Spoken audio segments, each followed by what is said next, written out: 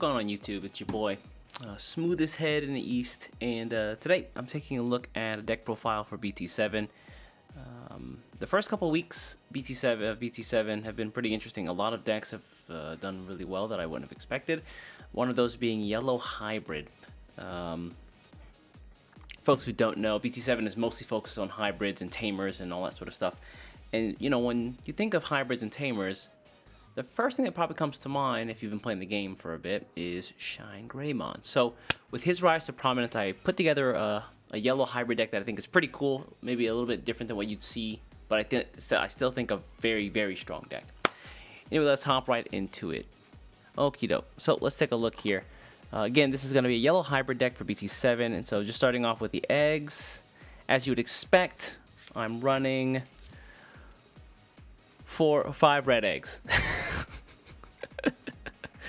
Now, you're probably wondering, East, why are you running Sylfmon and Koromon, and why are they red in an all-day yellow deck? And that is because... wait till you see it. Surprises, surprises. And next up for the level 3s, I've got 4 copies of the starter deck 7 Yugioh, who has blocker. Not bad. A bit expensive, but you're typically not going to play this if you don't Digivolve it from an egg. If you haven't figured it out yet, then you'll figure it out in just a moment. But yeah, so again, yellow hybrid deck, we run 4 copies of the red Yugioh from the starter deck, just because we need some blockers. Moving right along to the level 4s, we're going to be running 4 copies of the new Fairymon that dropped in BT7. Just has the ability to Digivolve over a Tamer for 2. Next up, we got 4 more copies of Sylfmon, who additionally can Digivolve over a Tamer for 2 cost, even though you can Digivolve from a level 4 for 1 and a level 3 Digimon from 3. But that's typically what you want to use this card for, just to be able to Digivolve over a Tamer. Additionally, I mean, the evolve effect is, you know, if you have a hybrid or Digimon Digivolves from a hybrid or a the Tamer, what's her name? Let me see. Orimoto Izumi. So if it Digivolves over Izumi, then until the end of your next turn, all of your security get plus 3,000. So you don't really care about the evolve effect, just being able to Digivolve over a Tamer is what's important here.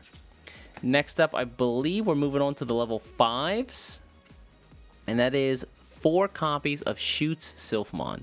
Shoot's Sylfmon is really good because if you Digivolve it from a Digimon that has a Tamer in its sources, the Digivolve cost becomes 1. Additionally, if it comes from a hybrid type in its sources, then you also recover 1, which is super strong. So you have a 1 cost recover 1 at a level 5, which is incredibly good. Which means on a turn where you have 3 memory, you can Digivolve from a Tamer into one of your level 4s for 2, and then into this level 5 for 1 and recover 1 in the same turn. So really, really strong synergy with the rest of the deck.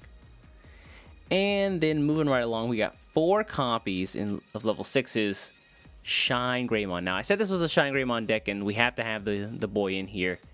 And, you know, for all the Tamers you have, you rest them all when he Digivolves, and then you just blow up your opponent's field. This is the crux of... not really the crux, but this is just another tool for you to be able to control out your opponent's board and really take the pace of the game into your own hands. And we've got 4 more.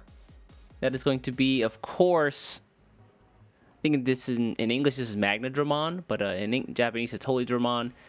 Just on play, if you have less than 3 security, then recover 2.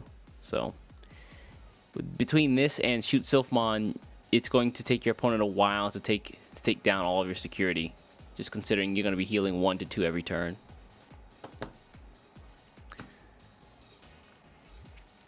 Alright, I also have a single copy, just in case, you know, if you have a rainy day for whatever reason. I got a single copy of Chaosmon Volderarm, who on Digivolve can drop a Digimon, or drop a Digimon by 7,000 2 times. And then on delete, he gives you plus 3 memory. So typically, if they get rid of him, then it's your turn again. But yeah, just a single copy of that guy. All right, and that's all the Digimon. So you can see that it's very light on the actual Digimon, which means we're going to be really heavy on, you guessed it, Tamers and security. So first up, not security, but Tamers and options.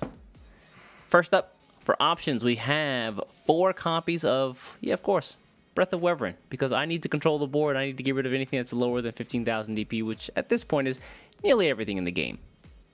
So 4 copies of Breath of Wyvern. Love to see those being checked in security. Additionally, 4 copies of Gaia Force. Got the alt art from the starter deck. I think this one's a little bit better. But yeah, you know, if Breath of Wyvern doesn't kill it, then Gaia Force can just... That's good enough for me. And additionally, 4 more security, or excuse me, 4 more options here. I've got 4 copies of the BT7 new red option card, Jiggle Blaster, or excuse me, Gigastorm, which drops 2 Digimon under 8,000 on your opponent's side of the board for 7. Pretty good. Pretty good. This is a little bit more costly than Atomic Blaster, and you can opt to run Atomic Blaster instead, but I like the option of being able to destroy a total of up to 16,000, whereas Atomic Blaster says you can destroy Digimon up to 8,000 on your opponent's side of the board. Now, moving right along, I've got the Tamers here. We've got a ton of Tamers in this deck, as you would expect from anything, you know, with ShineGreymon in yellow. And the first up is going to be, let me double check here, the 4 or 3 copies.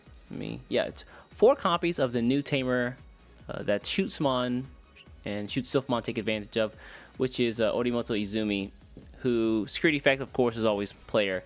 But additionally, when you player, you can take a look at your security and then grab either a hybrid or a Tin Warriors type and add them to your hand. If you do, you can recover 1. And then she also has the inheritance effect, all of your security gain plus 3,000 during your turn.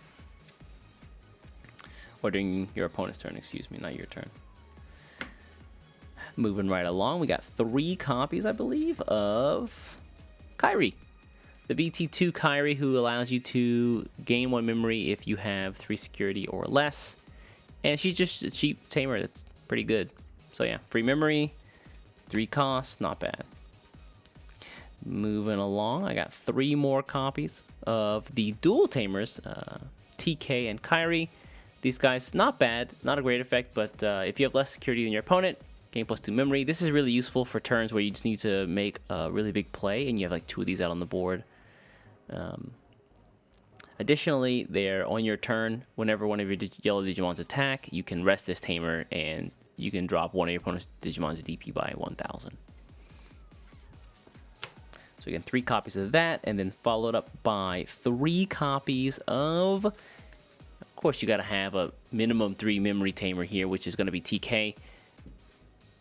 And similar to Izumi, TK lets you look at your security and you grab a yellow card, basically. Any yellow card, Digimon or option or other tamer, and you add it to your hand, and then you recover 1. So, yeah, pretty much what you'd expect from a security control deck, right? You've got your blockers, a couple blockers here. You've got a ton of tamers, which if they get checked in security is free play for you.